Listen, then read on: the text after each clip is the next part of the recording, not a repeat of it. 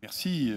Et je me félicite que ces débats soient portés sur la place publique. J'espère qu'ils s'inscriront dans les débats plus importants encore qui vont avoir lieu au cours des prochains mois. Parce qu'effectivement, l'évolution de l'assurance maladie et des dépenses de santé est sans doute l'un des éléments clés de l'évolution des politiques sociales en France pour de nombreuses années. Alors, c'est vrai que quand on se projette en matière de dépenses de santé, si on se projette à long terme, si on reprend les projections de l'OCDE à 2050, il est très clair, et je rejoins ce qui a été dit et je le partage, que l'évolution des dépenses de santé va continuer à être significative. L'OCDE dit entre 3,5 et 5 points de PIB de plus consacrés à la santé d'ici 2050, selon les pays, selon les politiques menées. Et je crois qu'effectivement, cette augmentation supérieure à l'augmentation de la richesse nationale se constatera sur le long terme pour de multiples raisons qu'on ne peut pas évoquer maintenant. Il faut d'ailleurs savoir qu'à l'exception de la période 92-2000 et de la période 2004-2008, les dépenses de santé en France ont toujours augmenté plus vite que la richesse nationale, à ma connaissance. Ce qui me rend, alors je ne sais pas si c'est optimiste, en tout cas ce qui permet, je crois, de dire que sur les 5 ou 6 prochaines années, donc la période qui est concernée par notre discussion, le mouvement de progression des dépenses de santé devrait être moins marqué que précédemment, parce qu'il y a des facteurs structurels qui expliquent d'ailleurs les bons résultats en termes de maîtrise depuis 2-3 ans. Alors, quels sont ces facteurs structurels? C'est tout d'abord l'évolution, alors qui peut poser de considérables problèmes par ailleurs. Donc là, je ne parle pas en termes de santé publique, mais en termes d'assurance maladie, c'est évidemment la baisse de la démographie médicale. La diminution du nombre de médecins au cours des prochaines années va nécessairement se traduire par un impact de ralentissement de la dépense. Et on constate déjà sur la décennie, enfin sur 2000-2009, une réduction de presque 9% du nombre d'actes par habitant en matière de médecine générale. Donc on a un effet d'essoufflement du système lié à des évolutions démographiques. De même, la mutualisation des dépenses de santé commence à atteindre un certain plafond, en tout cas tend vers une asymptote. Et donc, on n'aura plus cet effet que l'on connaissait depuis 2 ou 3 décennies. Cet effet ne se produira plus, vraisemblablement, dans les prochaines années. Enfin, il y a, en l'état des connaissances dont je dispose, en tout cas, une pause de l'innovation, l'absence d'arrivée de grandes innovations thérapeutiques pour les toutes prochaines années.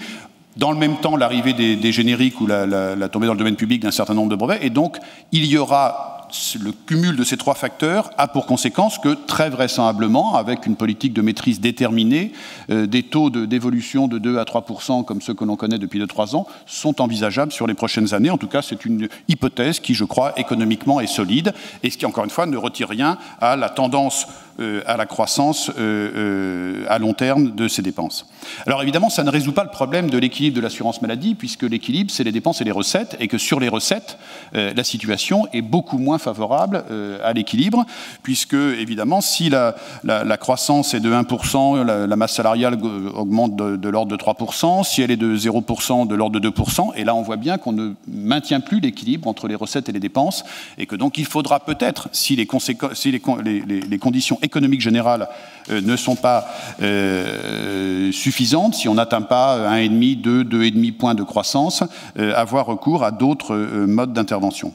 Alors, face à ça, quels sont les moyens en quelques moments? Je crois que la première chose, me semble-t-il, c'est que il faut absolument sortir des impasses dans lesquelles on s'est placé depuis quelques années en matière d'équilibre d'assurance maladie. Alors les impasses, la première est fondamentale, vous l'avez rappelé dans votre introduction, mais il faut quand même le souligner parce qu'elle est nouvelle et majeure, c'est la dette, c'est-à-dire le fait d'augmenter les prélèvements obligatoires, mais de ne pas avoir le courage de les augmenter maintenant et de les augmenter pour les générations qui suivent, ou pour les cotisants qui viendront dans 5, 10 ans, 15 ans, financer les dépenses de consommation de santé que nous avons collectivement réalisées au cours de ces années. Et ça, je crois vraiment, c'est l'élément absolument majeur sur le système, parce que l'accélération de ce renvoi à la dette pour la sécurité sociale en général, mais l'assurance maladie représente au moins la moitié de cette constitution de dette, est tout à fait considérable. On était sur la période 98-2001 à 13 milliards de renvoi à la dette, sur la période 2003-2007, 41 milliards, 2008-2012, 48 milliards, sans compter ce qui a été décidé en 2011 pour les années à venir. Donc on est dans un financement par les prélèvements obligatoires, par l'augmentation des prélèvements obligatoires, mais différé dans le temps, ce qui est évidemment la plus mauvaise façon de le faire. Deuxième élément, on continuera à augmenter les prélèvements obligatoires, car même dans un contexte où la stabilisation des prélèvements obligatoires a été affirmée comme un objectif politique. Qu'est-ce qu'on constate sur la période récente? Eh bien, on augmente les prélèvements obligatoires, mais on n'augmente pas la CSG. C'est-à-dire que ne pas augmenter les prélèvements obligatoires revient à créer des taxes, augmenter les taxes. Mon voisin de droite ne me contredira pas, puisque les mutuelles sont un très bel exemple de cet alourdissement des prélèvements obligatoires. Les taxes sont passées de 1,75% dans les années 2000 à combien maintenant? Presque 6%. Plus la taxe récente sur les comptes d'assurance qui était sur un autre domaine. Donc c'est des taxes nouvelles, c'est des taxes par ailleurs sur les tabacs, sur les alcools, qui sont des taxes qui d'ailleurs peuvent se défendre, mais c'est bien par un alourdissement des prélèvements obligatoires modeste et contourné que l'on a agi. Et enfin, c'est le transfert vers l'assurance maladie complémentaire d'une bonne partie des dépenses, en tout cas de ce qu'on peut appeler les soins courants, avec l'augmentation des restes à charge, dépassement d'honoraires, tickets modérateurs, forfait, franchise, ce qui se traduit en fait, il faut bien le voir sur un plan économique, par une augmentation des prélèvements quasi obligatoires que sont les cotisations des mutuelles, des contrats d'assurance complémentaires. Or, ces prélèvements ont les mêmes conséquences que les prélèvements obligatoires par les cotisations ou la CSG. Donc je crois qu'il faut faire, si ce n'est que, ils sont profondément inégalitaires à la différence de la CSG, et donc ils produisent des effets sociaux qui sont extrêmement mauvais. Donc je crois qu'il faudra maintenir, et c'est la fin de cette très courte introduction, maintenir une maîtrise drastique des dépenses de santé. Je crois que c'est une obligation à la fois économique, sociale et éthique pour ne pas voir d'euros gaspillés dans un système à économie encore plus contrainte que c'était le cas précédemment. Ça se traduira vraisemblablement par la révision du panier de soins, par la pression sur les tarifs, sur les prix des produits, sur les prix des médicaments, par des travaux d'évaluation et de mise en pratique d'un certain nombre de résultats pour l'harmonisation des pratiques professionnelles. On sait qu'il y a des écarts extrêmement importants sans aucune justification médicale, et c'est un travail qui continuera à être fait.